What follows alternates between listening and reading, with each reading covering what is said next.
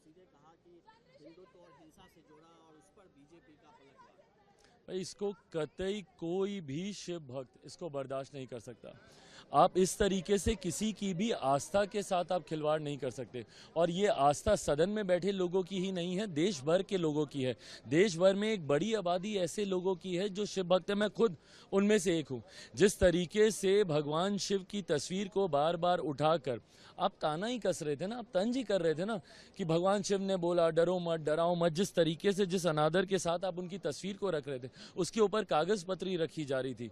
किस तरीके की आपकी आस्था है ये, और किस तरीके से आप लोगों की भावना के साथ आप खिलवाड़ कर रहे थे, ये कतई कोई भी शिव भक्त बर्दाश्त नहीं करेगा। और आपको अगर भैया एलओपी के नाते अगर आपको बातों को रखना है तो आप तथ्यों के साथ रखिए ना।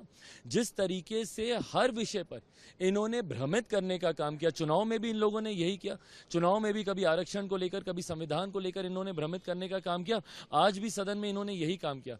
आज भी यहां पर आकर सिर्फ गलत बयानबाजी करने, कभी अग्निवीर के नाम पर, कभी अलग अलग योजनाओं के नाम पर सिर्फ गलत बयानबाजी इन्होंने कर सदन को भ्रमित करने का काम किया। मैं धन्यवाद दूंगा माननीय गृह मंत्री जी का और स्पीकर साहब का, जिन्होंने उनको सत्यापित करने का, जिन्होंने उनके लिए बाध्य किया। नहीं तो इस तरीके से आप फ्लोर ऑफ द हाउस पर आकर गलत बयानबाजी नहीं कर सकते। और अंत में मेरा सबसे बड़ा ऐतराज, जिस तरीके से व्यक्तिगत टिप्पणी आप कर रहे हैं, आप गंभीरता को समझिए अपने पद की। आप प्रधानमंत्री जी की मुस्कुराहट को लेकर आप व्यक्तिगत टिप्पणी कर रहे हैं।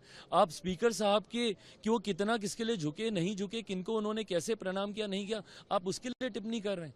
क्या ये मर्यादा रह गई है सदन की? अगर आप एलओपी के पद की गरिमा को अगर आप नहीं बना के रखेंगे तो ये कहने का कोई मतलब नहीं है कि भैया विपक्ष कॉपरेट करेगा। कहीं से ही आपका कॉपरेशन नहीं दिख रहा है। ये दिख रहा है कि आपके अंदर कितना ज्यादा विष भरा पड़ा है कि भैया इस तरीके की टीका टिप्पणी और सदन को भ्रमित करने वाली बातें आप कर रहे हैं।